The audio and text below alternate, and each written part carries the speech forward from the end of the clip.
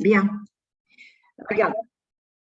Je reprends donc l'exercice qui est fait. Donc, vous pouvez regarder la vidéo de démonstration. Encore une fois, vous la trouverez sur un des… Je la mettrai carrément je la mettrai sous forme de lien pour cette vidéo. Bien. On a un sinus cardinal dès qu'on calcule une porte ou rectangle. Ça donne exactement la même chose. Donc, je reprends. Je pense que les dessins, ça vous arrive à les voir. Donc, ici, j'ai une porte. Alors, s'il veut bien donner la main. Donc, la TFT d'une porte ou pour un rectangle, c'est pareil.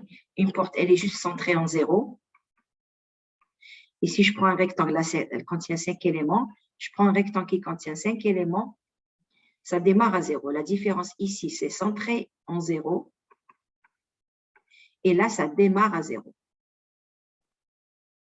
Donc, ça veut dire qu'en général, une porte de largeur, alors si vous prenez ici n qui est pair, donc si vous mettez n plus 1, donc ici, une porte de largeur n plus 1, et vous prenez sa paire, ça vous fait donc de moins 1 sur 2, ici à 1 sur 2. Et ici, si vous prenez donc un rectangle de largeur n, que vous commencez à 0, vous devez vous arrêter ici à n-1, parce que c'est le tout qui vous fera n. Si vous comptez le 0, il faut vous arrêter à n-1. C'est la convention qu'on va employer. Bon, donc là, je vous ai dit, je mets le lien de la vidéo pour voir le calcul. Donc, acceptez ce calcul tel quel. Puis, on s'est dit comment qu'on va tracer sinus cardinal capi. Alors, rappelez-vous ici, donc si je prends moi, n, il va de 0 jusqu'à, c'est écrit ici, n-1. Donc, forcément, j'ai n éléments. Et donc, forcément, votre TFT, elle comporte n éléments. Bien qu'on trouve ici un sinus cardinal, si vous essayez de tracer ça, voilà ce qui va se passer. Donc, je reprends ici. Quand vous avez sinus cardinal θx, sinus cardinal, non, je l'ai mal écrit, sinus cardinal θx, donc ça veut dire sinus cardinal, on évite d'écrire, quand on écrit sinus cardinal, on n'écrit pas le pi, donc c'est sinus cardinal θpx sur θpx.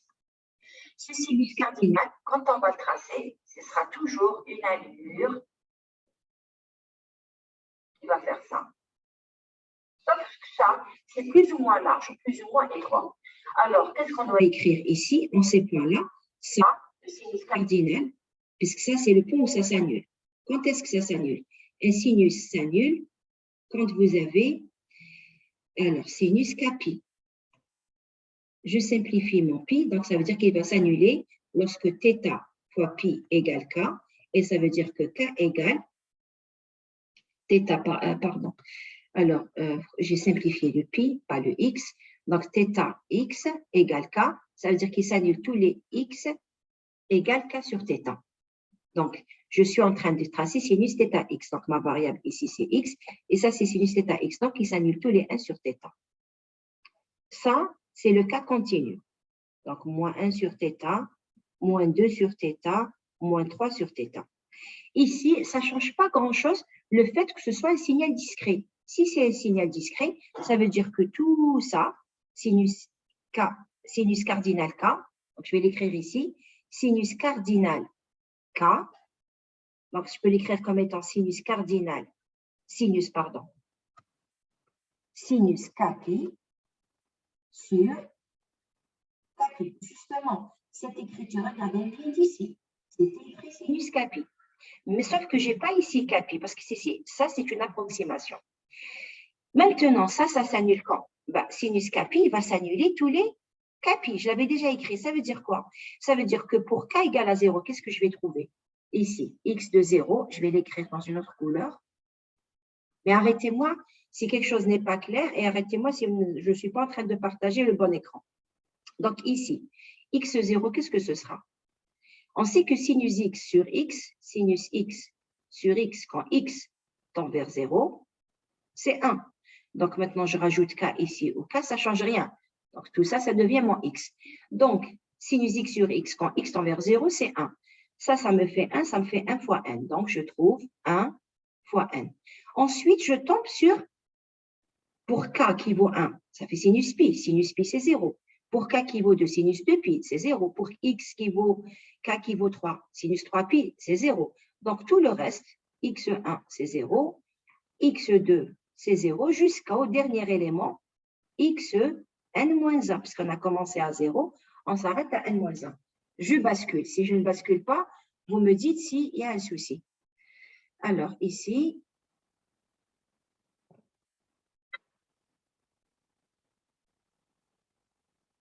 j'efface ces dessins et je rebascule sur Python.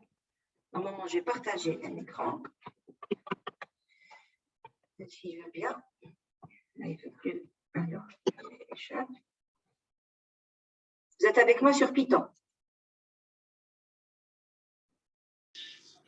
Vous êtes sur Python? Non, madame. Il n'a pas basculé Non. sur Python. Vous avez quoi comme écran? On est sur le PDF. Vous êtes sur Ah, c'est bon, madame. D'accord. Il est sur Maintenant, Python. Très bien, OK. Donc, qu'est-ce qu'on a fait? Nous, pour éviter tout ça, on a utilisé donc je reprends ici. Pour avoir exactement le même exercice n égale à 10, j'exécute mon programme.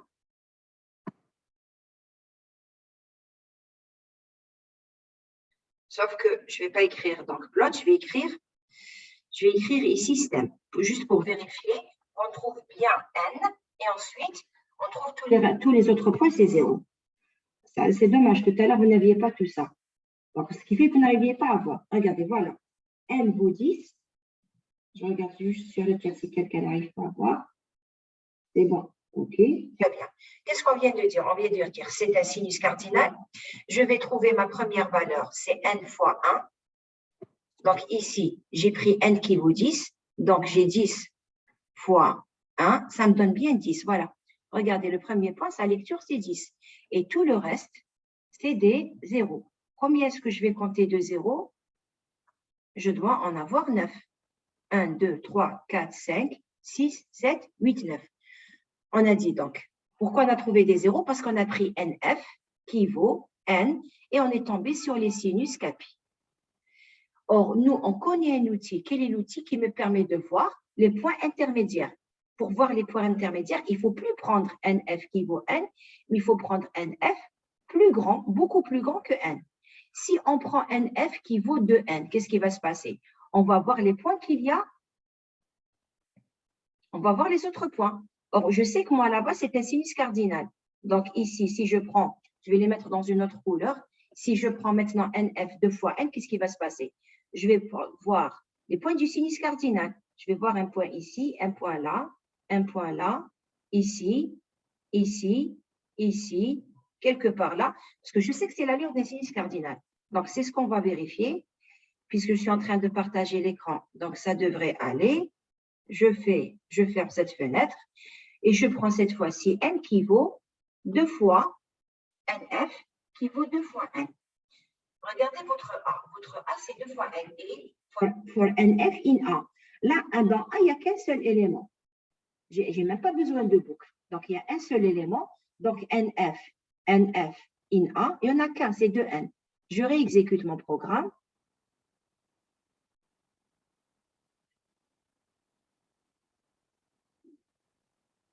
Et regardez ce qui se passe, que vous n'arriviez pas à voir tout à l'heure. Regardez, qu'est-ce qui s'est passé? On va juste effacer les dessins. Qu'est-ce que j'ai fait? J'ai doublé le nombre de points. J'ai pris NF qui vaut 2 fois N, soit qui vaut 20. Au départ, NF valait 10. Et on sait que delta F, c'est FE sur le nombre d'éléments. NF, soit ici, ça vaut donc FE sur 10. Ici, j'ai pris NF qui vaut 20. Donc, delta F, c'est toujours FE sur NF. Et ça vaut donc FE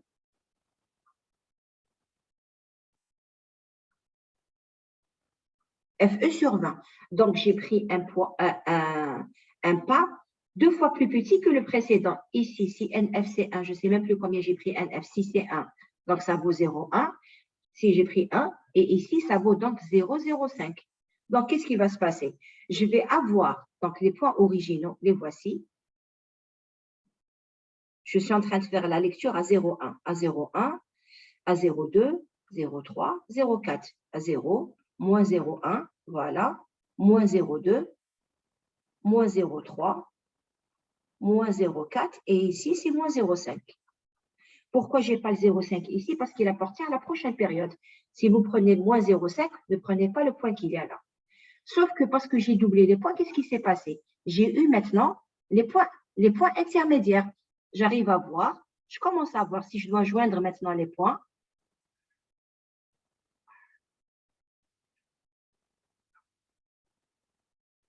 Si je joins maintenant les points, je commence à voir quelque chose, ça ne ressemble pas encore à un sinus cardinal, mais ça a l'allure d'un sinus cardinal.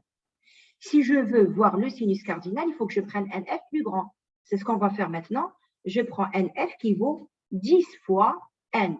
Si je prends un f qui vaut 10 fois n, ça veut dire que delta f, ce sera donc 1 sur 100.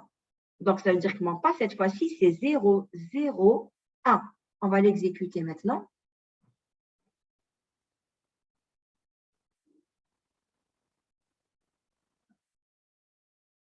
Je prends 10 fois n.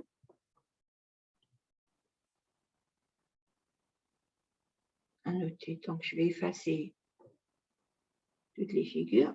Je lance mon programme. Bon, j'ai été un peu plus vite que tout à l'heure parce que c'est des choses que j'avais déjà expliquées. Alors, regardez. Qu'est-ce qui s'est passé cette fois-ci? On a pris. Est-ce que le signal a changé? C'est toujours le même. Tout à l'heure, je tombais sur les points. J'avais pris 10 points. D'ailleurs, logiquement, entre ce point et celui-là, combien de points je vais trouver? J'ai pris NF qui vaut 10 fois N. Donc, ça veut dire que je vais trouver 9 points de plus. Je compte 1, 2, 3, 4, 5, 6, 7, 8, 9. Parce qu'en comptant celui-là, ça vous fait 10. Donc, de là jusque là, j'ai 10 points. J'ai pris maintenant, j'ai un pas de 0,01. Est-ce que j'ai changé mon signal? Non. C'est juste toujours pour voir cette histoire de zéro padding. Le rajout de 0 vous permet d'avoir un dessin plus précis. Effectivement, je vois bien maintenant qu'il y a, c'est un sinus cardinal. Si au lieu d'utiliser stem maintenant, j'utilise plot, regardez, je reviens donc à mon programme. Ici, au lieu d'utiliser stem, bon, je vais juste fermer toutes les fenêtres. Donc ici, au lieu d'utiliser stem, j'utilise plot. J'exécute mon programme. J'efface tous mes dessins.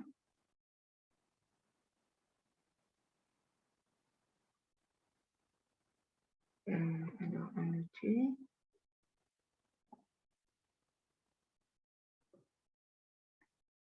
Voilà, je vois bien que c'est un sinus cardinal. Est-ce que sa forme a changé? Il est juste plus précis. Il n'est pas plus large ou plus petit. J'ai juste récupéré plus de points. Regardez, on va le faire maintenant. On va garder le programme tel qu'il était au début. C'est-à-dire, je vais utiliser les 3 graphes en même temps. C'est-à-dire, les 3 graphes, je vais les superposer.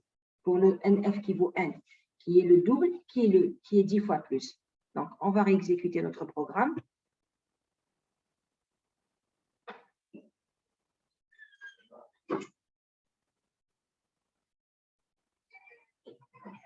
Alors, voilà, j'ai réexécuté mon programme. Alors, ce que j'ai ici,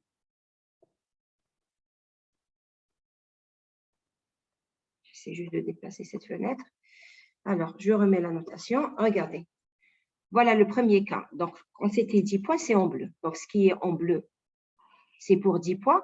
On avait un point et tout le reste, c'est des zéros. Il a juste fait une interpolation. Ensuite, quand j'ai doublé le nombre de points, qu'est-ce qui s'est passé? J'arrivais à voir mieux. Quand j'ai, comment on dit ça? J'ai dupliqué, mais 10 fois le nombre de points, j'ai pris 100, je vois bien l'allure du sinus cardinal. Est-ce qu'il y a une question par rapport à ça? Est-ce que le signal a changé? Non, c'est juste un tracé plus précis. C'est toujours le même sinus cardinal qui s'annule tous les 1 sur 10. Rappelez-vous, il s'annule, on avait dit qu'il s'annule tous les 1 sur θ. Que vaut θ ici? Votre porte, la porte ici, on a pris une porte qui contient 10 éléments. Regardez votre lecture, c'est toujours 10. Tiens, on va faire l'essai. Regardez ce qu'on va faire. Je vais augmenter n. On va voir ce qui va se passer. Je prends n qui vaut, j'exécute mon programme.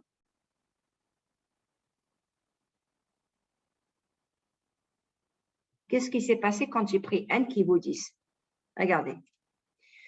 Nous, on sait qu'il s'annule tous les 1 sur 10. D'accord?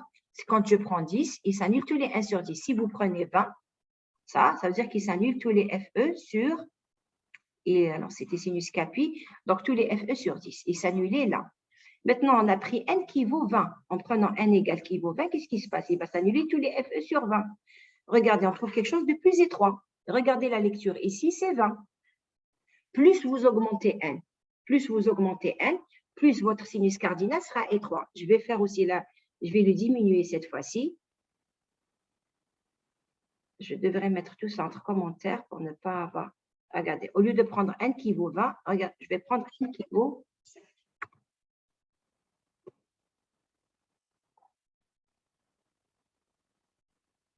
Bon, il m'a fait un petit décalage parce qu'il a joint les points, c'était trop petit. Parce que c'est impair, je ne vais pas prendre 5.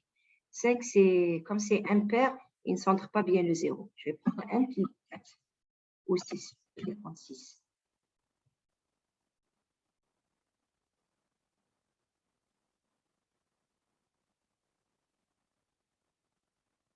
En prenant n égale 6, regardez, j'ai encore un sinus cardinal beaucoup plus large parce qu'il s'annule tous les 1 sur 6. Mais n'empêche que, donc le fait d'augmenter nf, c'est juste un dessin beaucoup plus précis. Est-ce qu'il y a une question par rapport à ce que je viens de dire?